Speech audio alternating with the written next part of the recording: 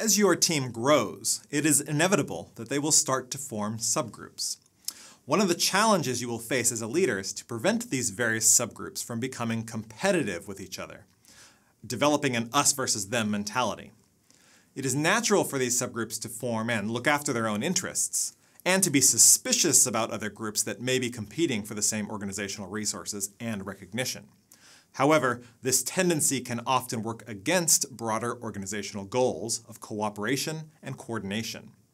Here's an example based loosely on faculty conversations overheard on campus here at the University of Queensland. Our St. Lucia campus is built on a long curve in the Brisbane River, with a massive sloping hill at the center of campus. Our beautiful sandstone buildings sit at the hilltop. The east side of the hill houses most of our social sciences, arts, and humanities disciplines, including the business school. The west side of the hill houses the hard sciences.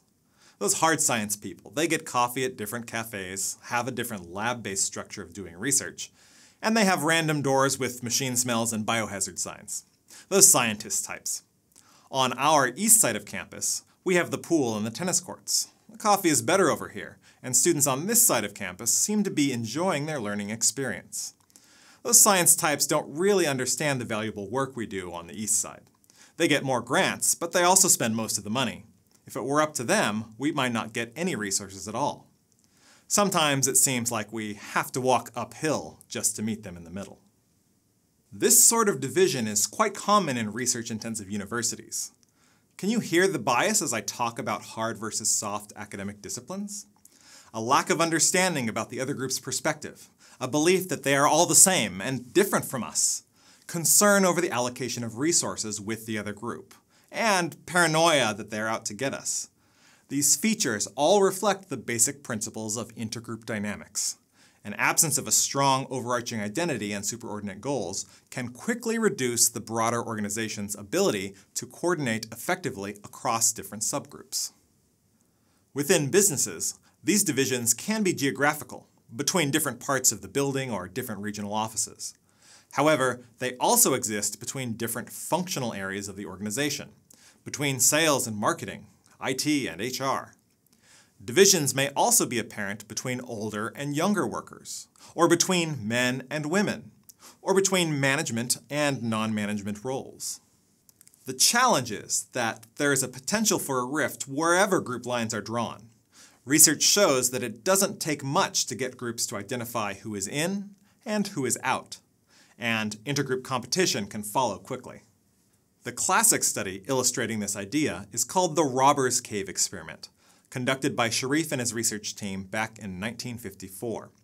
The researchers took 22 11-year-old boys to summer camp in Oklahoma. The boys had never met each other and all came from similar backgrounds. Upon arriving, the boys were randomly divided into two groups and spent the first week in separate parts of the camp doing camp-like activities, unaware of the other group's presence. The researchers observed each group developing their own norms, roles, and social structures naturally. The boys named themselves the Rattlers and the Eagles, and branded their identity into their clothes. Generally, they showed very high levels of cohesiveness and positive in-group attitudes. Upon discovering that there was another group of boys, they were initially quite cautious. After a few guarded interactions, they asked the camp staff to organize competitions between the two groups of boys, so that they could determine which group was better than the other. The competition was heated, and at one point, when the Eagles lost a game, they sought revenge by stealing and burning the Rattlers' flag. The Rattlers retaliated by raiding the Eagles' cabins. Fistfights broke out between the groups, forcing the staff to separate the boys. Finally, the research team intervened in an attempt to better understand how such intergroup tensions could be resolved. This seminal series of studies led to the development of realistic group conflict theory, which predicts that the perception of scarce, valuable resources leads groups to show competitive behavior, hostility, and intergroup discrimination.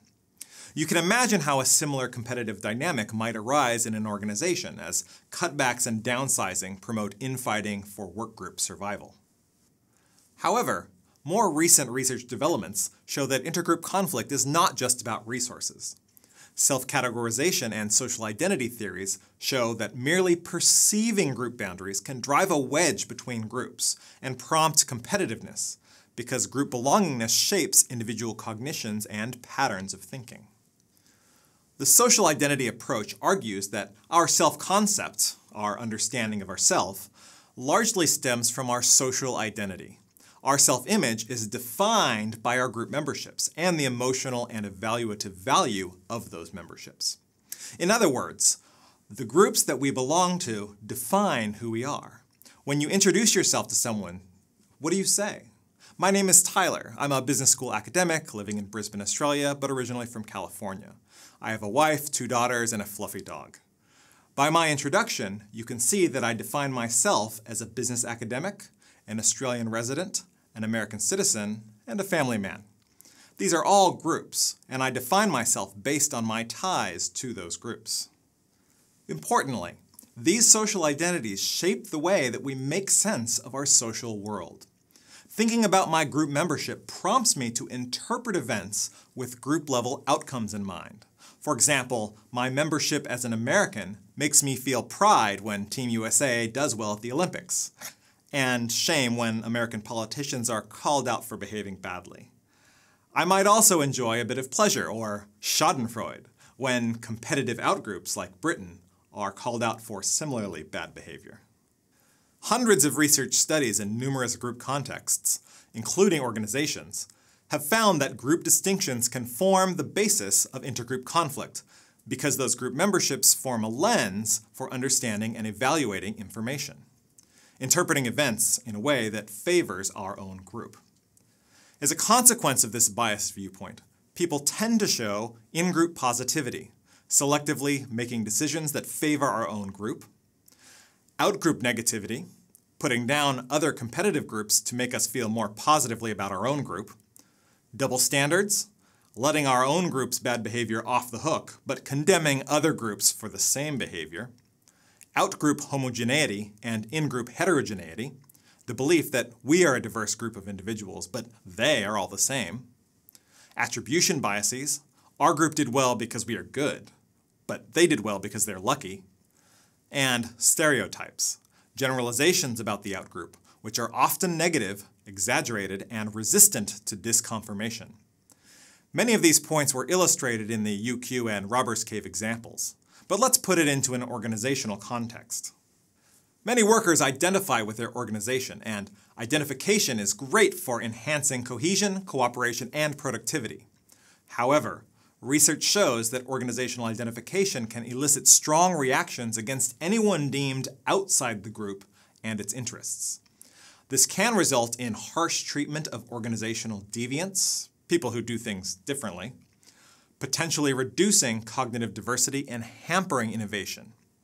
In-group biases lead organizational members to favor individuals during selection, appraisal, and promotion who fit the organizational prototype, and undermine the advancement of those organizational members who may not fit the group prototype.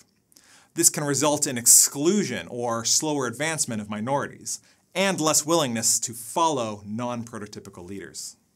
This process can also result in splintered or siloed groups. If individuals identify primarily with their local work group, region, or functional area, they will look after the interests of their subgroup, rather than the broader organization's interests.